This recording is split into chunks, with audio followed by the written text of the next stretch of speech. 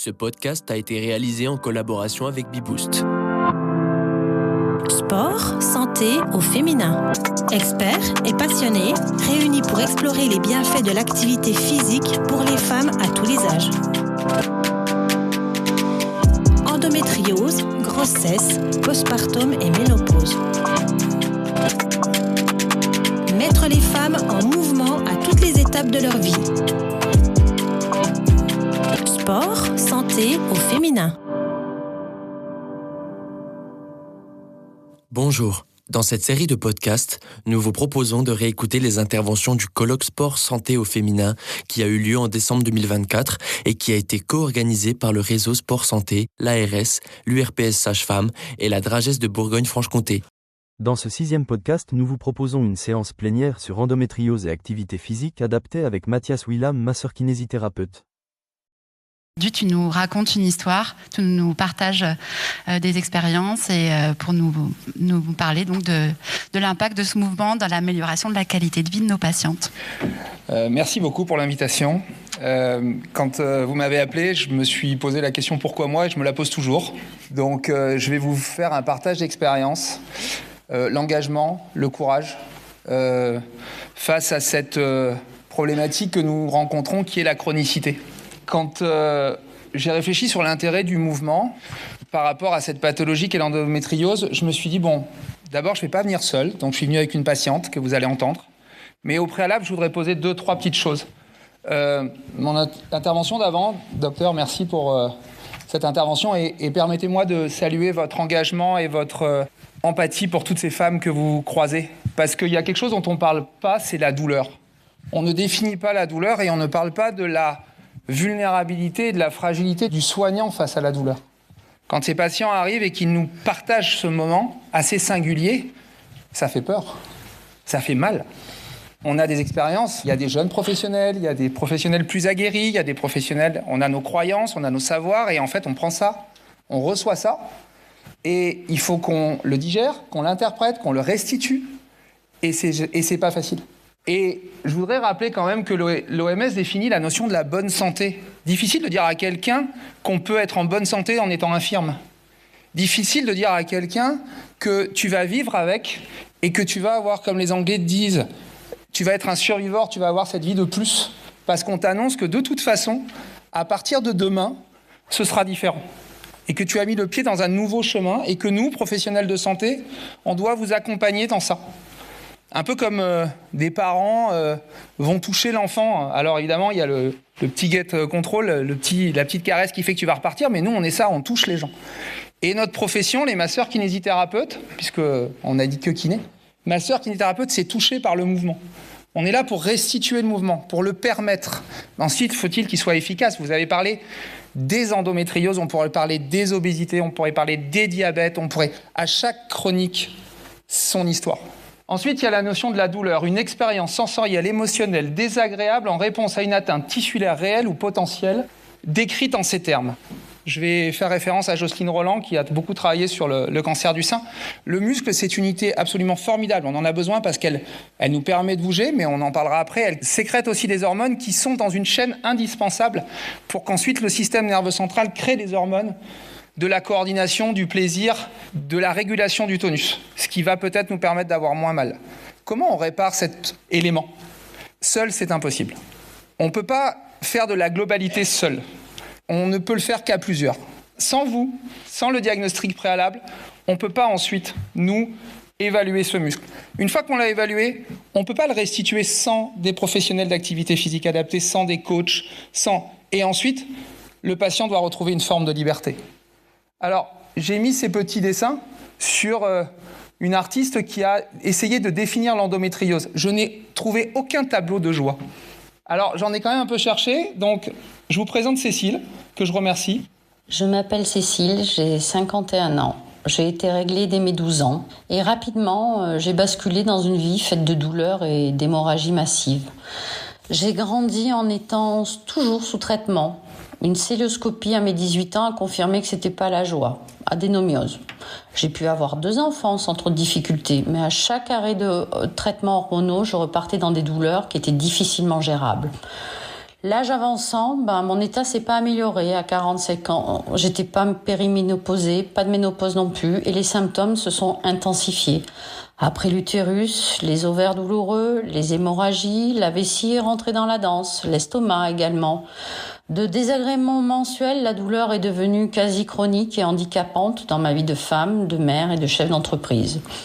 Depuis quelques mois, j'étais que douleur, insomnie, épuisement. J'ai pris conscience que je pouvais plus vivre avec une qualité de vie aussi dégradée. Une hystérectomie a réglé une partie de mes problèmes, mais des douleurs persistaient. Et j'ai enfin pris le temps de m'écouter, de prendre soin de moi.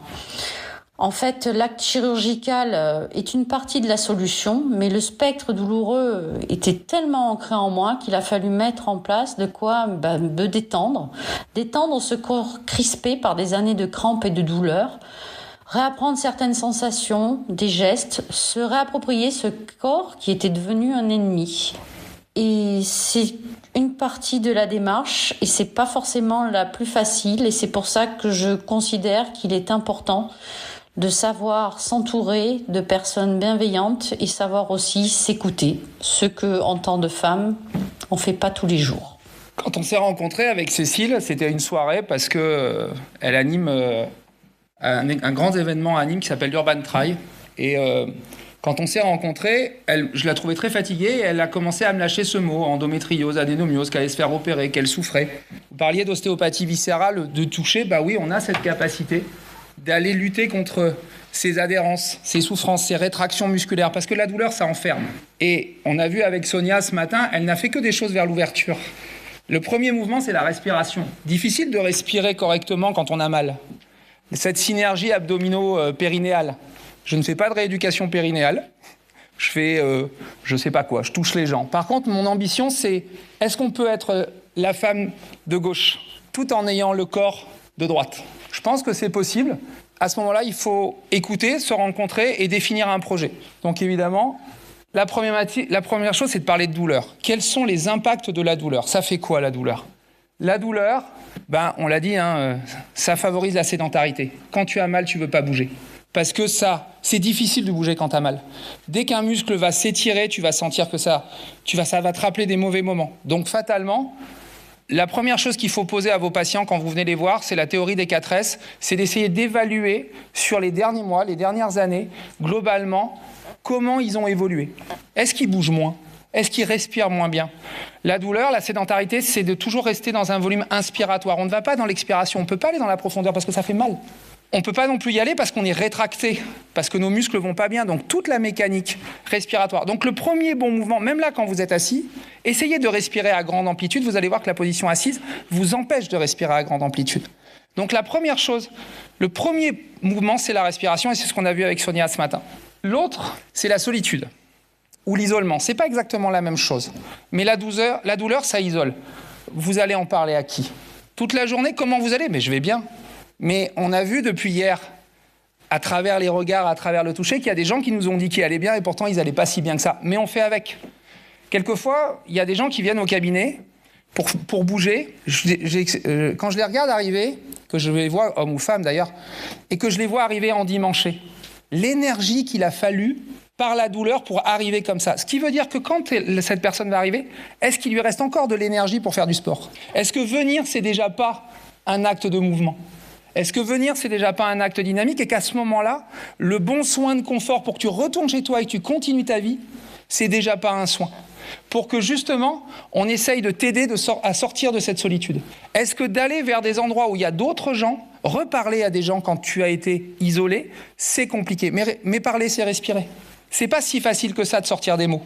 Les mots pour les mots. Ou les mots pour la guérison. Donc, le cabinet de kiné, c'est aussi un endroit où tu peux te réadapter socialement. Faut-il que nous, les masseurs kinésithérapeutes, on accepte aussi de laisser partir les gens. Facile de les garder, c'est remboursé. Difficile de les envoyer vers d'autres, c'est payant. Mais au demeurant, qu'est-ce qui est vraiment payant et qu'est-ce qui est vraiment remboursé ? Il faut venir, perdre du temps, payer le parking. Peut-être que si tu vas faire quelque chose près de chez toi, ça te coûtera moins cher. Mais il faut lutter contre la solitude. La douleur, c'est la variation de poids. On parle du surpoids, On ne parle pas du sous-poids. On ne parle pas de ce qui augmente et de ce qui diminue. Augmente la masse graisseuse, diminue la masse musculaire. La masse musculaire, c'est les myokines. Les myokines, c'est ce qui va permettre qu'on va mieux respirer. Donc que notre système digestif va sécréter des hormones qui vont monter au cerveau, qui vont sécréter des hormones. Et on est dans une boucle vertueuse. Donc, posez la question, est-ce que vous avez pris du poids ou perdu du poids ces derniers temps? Mais même 2 ou 3 kilos, c'est important. Surtout si c'est de la masse maigre qu'on a perdue. Parce que c'est du potentiel énergétique. Donc, quand vous avez un patient qui vient et qui souffre de douleurs chroniques, d'abord, on peut être aigu sur du fond chronique. Ce qui est l'expérience douloureuse. Je suis aigu sur du fond chronique, je vais encore moins faire. Ah, je me suis fait mal. Non, il faut rassurer.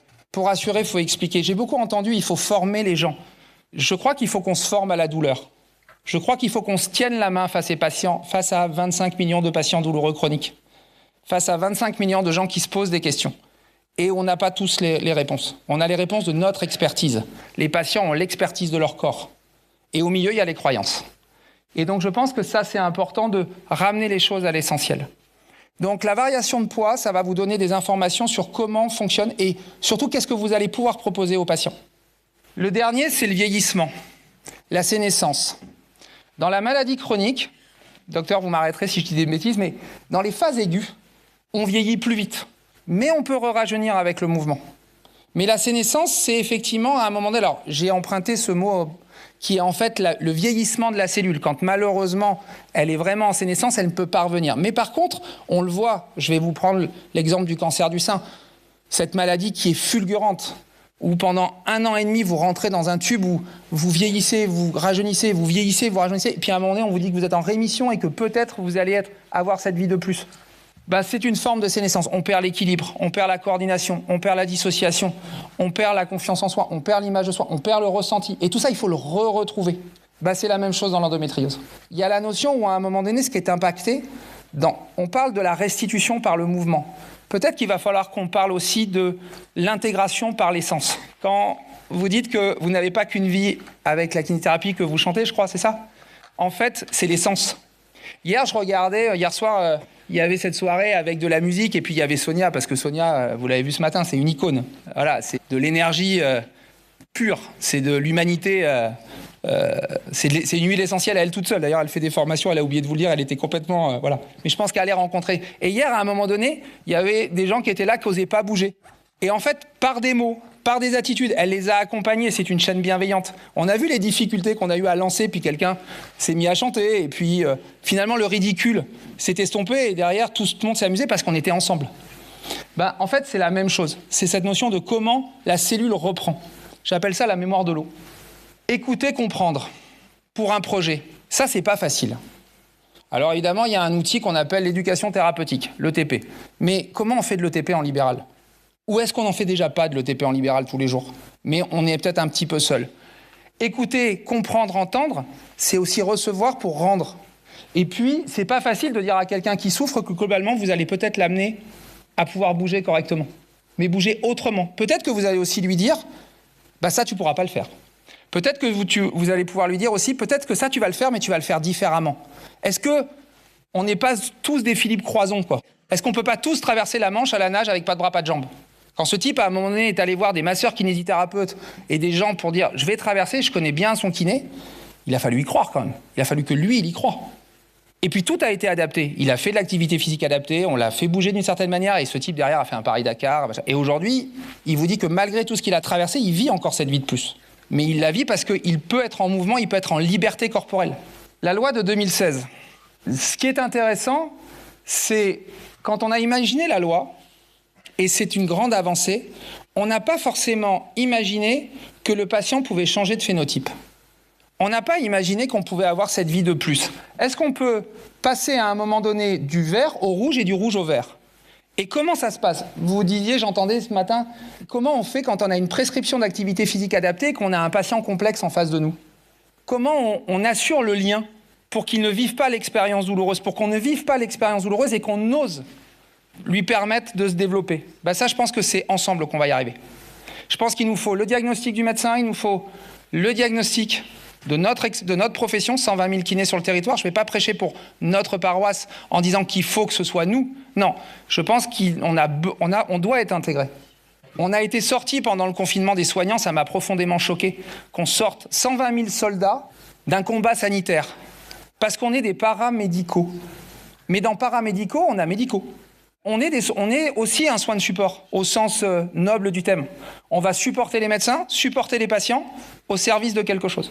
Et quelque chose est intéressant, c'est les travaux qui ont été faits sur la sédentarité et une personne active. Mais ce qui est intéressant, c'est que, comme toute cellule, on va vers le vieillissement. Par contre, il n'y a pas de mauvais moment pour reprendre l'activité physique à partir du moment où le cerveau fonctionne.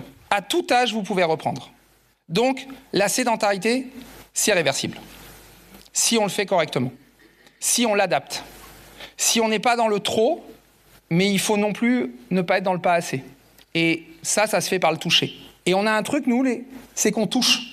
On est la dernière profession, dans une profession qui se structure avec de plus en plus d'examens. On touche. Le généraliste n'a plus le temps de toucher. Le spécialiste, il est de plus en plus dans son système, ce qui est normal et c'est rassurant. Nous, on peut peut-être être dans la globalité. On peut peut-être donner de l'information. Mais pour ça, il va falloir qu'on ose aussi sortir de nos précarés, en fait. Il va falloir qu'on ose aller voir les médecins et qu'on ose leur dire, écoutez, voilà, nous, on a trouvé ça, écoutez-nous. Il va falloir que les gens viennent vers nous aussi. Peut-être que là, les pouvoirs publics vont nous aider à faire ça. Parce que ça, c'est important. Moi, je me suis passionné pour l'équilibre sagittal. Quand vous avez mal, je vous ai dit, vous êtes complètement fermé, donc vous êtes en déséquilibre sagittal.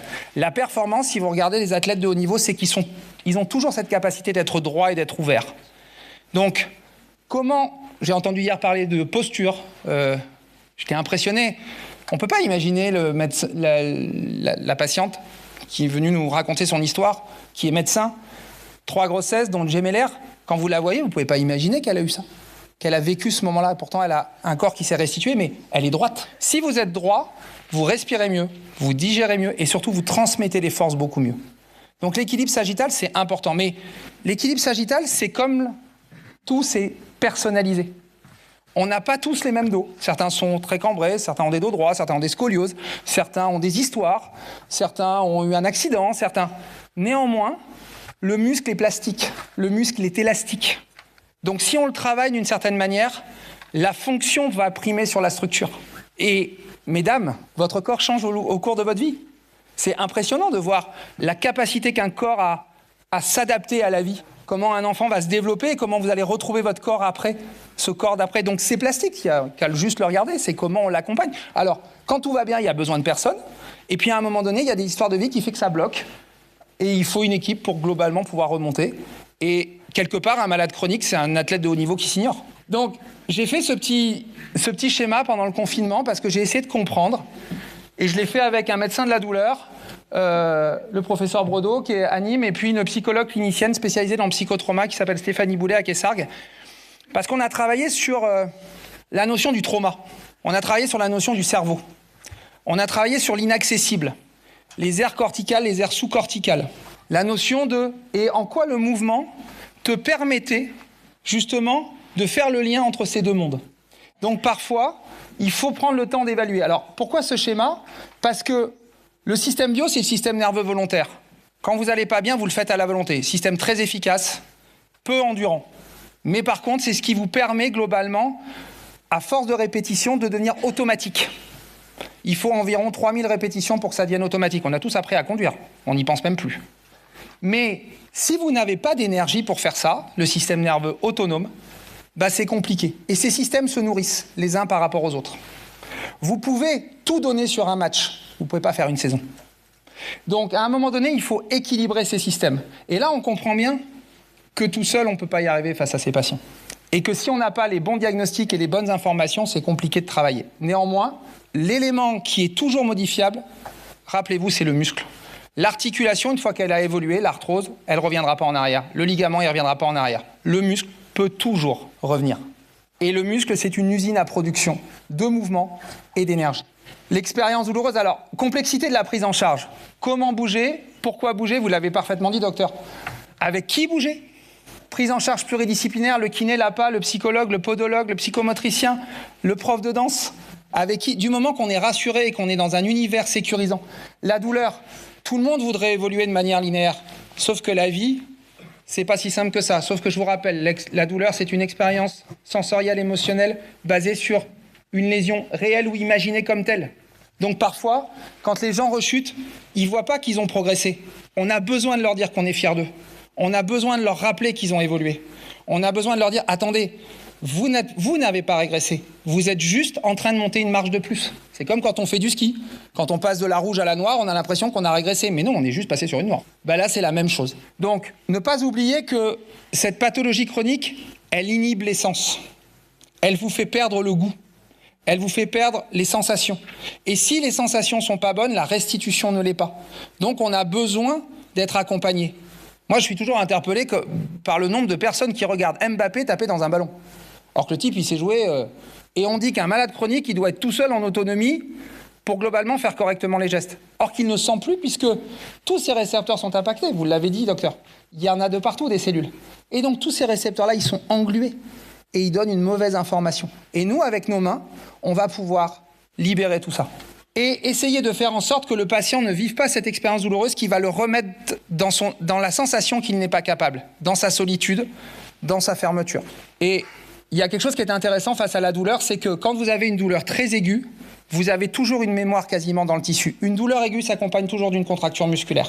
Et cette contracture peut être une cicatrice et peut rester. Et cette contracture, elle peut faire un lien soit sur un système simple, soit sur un système de globalité. Et parfois, d'où la notion de la prise en charge globale, je vais lâcher un mot intégratif, même si notre conseil de l'ordre, pour avoir échangé avec eux il n'y a pas très longtemps, ne veut pas qu'on parle d'intégratif, donc attention. Pourquoi ? Parce qu'ils ont peur qu'on se dévalorise par rapport à des choses holistiques. On a des choses à avancer là encore, il faut qu'on rassure. Moi, je préfère parler d'intégratif parce que pour moi, intégrer quelque chose, c'est différent de global. Pour moi, global, c'est superficiel, intégré, c'est à l'intérieur. Mais je peux comprendre qu'il faille faire attention. Les bienfaits du mouvement, d'abord, il faut respirer parce que sans respiration, il n'y a pas de mouvement possible. Ensuite, il faut adapter. Il ne faut pas avoir peur de travailler à haute intensité. Il ne faut pas avoir peur de parler de filière énergétique. Hier, on en discutait hier soir, il y a une étude qui a montré que la musculation, c'était mieux que le travail aérobie. Oui, pour une raison toute simple, c'est que vous ne pouvez pas faire une séance de musculation correcte s'il n'y a pas de travail aérobie. Donc la musculation, c'est de l'aérobie plus du renforcement musculaire. De l'aérobie, c'est que de l'aérobie. Donc c'est normal que la musculation, ça marche mieux. Ce qui est aussi intéressant, c'est de voir que parfois, comme on ne sait pas exactement, on n'a pas le détail des choses, on prend des décisions sur des croyances et pas forcément des fondements. Mais parce qu'on travaille en silo. Or que ces patients-là, le patient complexe, il a besoin qu'on travaille ensemble. L'intégration d'une prise en charge, c'est pour moi l'association du mouvement. On est en 2025, il ne faut pas qu'on ait peur. Sur les stands, il y avait des nouvelles technologies. Pour travailler sur des choses aussi complexes, peut-être qu'il faut de l'EMG de surface, peut-être qu'il faut de la radiofréquence, peut-être qu'il faut des plateaux dynamiques, parce qu'on ne va pas bouger les gens en superficie. S'il faut aller les chercher de l'intérieur, mais ça ne marchera pas si on ne met pas nos mains, et si on ne met pas notre corps, et si on n'incarne pas quelque chose. Si on n'incarne pas ce truc qu'on y croit. Mais y croire, c'est pas facile. Parce que la douleur, ça fait mal. Ça nous fait mal aussi à nous. On a aussi des familles, on a aussi des enfants, on a aussi des choses.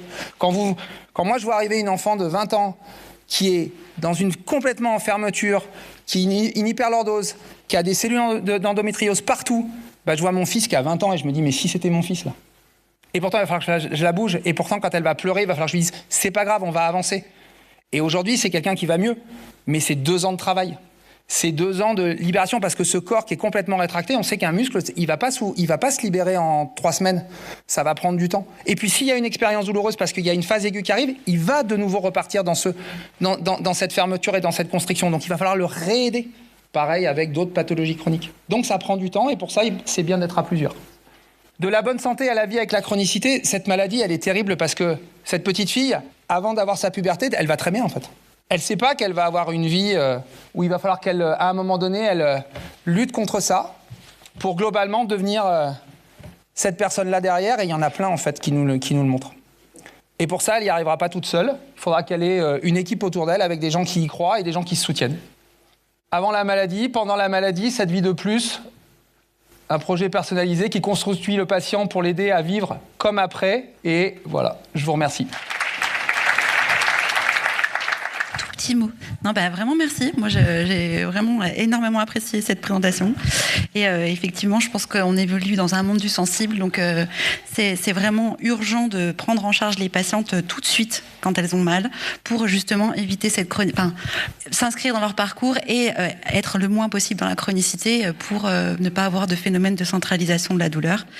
Et je trouve effectivement très intéressant ce rapport avec l'équipe sagittale parce qu'effectivement, quand on se redresse, on peut s'engager vis-à-vis des autres, on peut s'engager dans sa vie, on peut s'engager sur scène aussi. Mais en tout cas, vraiment super. Je crois que vraiment, ça résume bien ce qu'on a envie d'entendre pour notre profession, n'est-ce pas, Pascaline Laroche? Oui, je vois qu'elle approuve aussi. Voilà, je vous laisse parler. Oui, merci pour cette présentation. J'ai trouvé qu'il y avait des choses très importantes qui étaient dites et qui m'ont amené 2 réflexions. D'abord, le toucher. Je pense qu'il faut renouer avec le toucher, où qu'on soit. Pas forcément avec du toucher thérapeutique, mais rien qu'avec un toucher bienveillant, c'est très important. Et puis, peut-être apprendre aux enfants très tôt ce qu'est la vie. C'est-à-dire qu'on se rend compte que ce que vous avez évoqué, c'est aussi une école de vie. C'est-à-dire, finalement, comment on peut faire pour bien vivre sa vie dans la respiration, dans le mouvement, et peut-être des notions qui devraient être un peu plus inculquées le plus tôt possible auprès de nos enfants. Je pense que c'est vraiment très important de le faire. Voilà. Je pense qu'on est dans une société où on n'a jamais eu autant de choses et on s'est jamais aussi peu touché. On s'est jamais aussi peu regardé et on oublie la notion du paraverbal. Et il y a eu une étude qui a été faite à la suite du Covid où ils ont montré en fait que la qualité de vie des patients qui sortaient de réanimation était corrélée avec l'empathie des soignants. La réanimation, c'est l'endroit où il y a tout le matériel possible. Il ne manque de rien. Et pour autant, la qualité de vie des patients a été liée à l'empathie des soignants. Et je pense que là, tout est dit en fait. À partir du moment où on va réaccepter de regarder l'autre, mais c'est difficile parce qu'on a passé des moments compliqués. Et puis, 25 millions de gens qui sont potentiellement chroniques, ça veut dire que même en paraverbal, ils nous l'envoient. Dans les cabinets médicaux, aujourd'hui, les patients que nous recevons sont de plus en plus complexes. Parce qu'il y a aussi d'autres offres de soins. Les gens vont dans d'autres endroits. Donc les gens qui viennent nous voir, et face à cette complexité, on n'ose pas dire, nous, qu'on n'a pas de réponse. Et je trouve que ce colloque est vraiment singulier. Et bravo pour ça, parce que vous avez permis, dans un univers absolument magique, qu'on expose nos vulnérabilités. Et ça, je pense que ça va être nos forces. Il faut savoir exposer sa vulnérabilité, parce que c'est ce qui est fragile qui va durer dans le temps. Si on a la conscience que c'est fragile, on va en prendre soin et donc fatalement ça va tenir. Donc merci en tout cas pour ce moment-là. Merci d'avoir suivi cette 3e séance plénière du colloque Sport Santé au féminin 2024, co-organisé par le réseau Sport Santé, l'ARS, l'URPS Sage-Femme et la Dragesse de Bourgogne-Franche-Comté. Retrouvez dans un autre podcast la table ronde autour de l'endométriose et de l'activité physique adaptée.